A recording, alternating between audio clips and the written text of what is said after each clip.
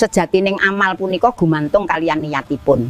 Niat ingkang leres badhe nuntun dhateng lampah ingkang leres. Pramila ampun ngantos kita nglampahi kabecekan namung kersane dipun puji dening liyan. Tansah sepi ing pamrih, rame ing gawe, namung ajeng-ajeng ridhanipun Gusti Allah. Manungsa punika panggenanipun lepat lan lali. Nanging Gusti Allah Maha jembar pangapuranipun. Saderengipun wekdalipun telas, sumangga kita sami mulat sarira hang rasa wani. Ampun nunda tobat, awit umur manungsa punika boten saged dipun kinten. Kejujuran punika pusaka ingkang paling aji. Tiyang ingkang jujur ing pasrawungan bakal luhur wekasanipun. Sapa jujur bakal mujur. Kosok wangsulipun goroh punika winih kacilakan. Ampun ngantos lati lan ati mboten nyawiji.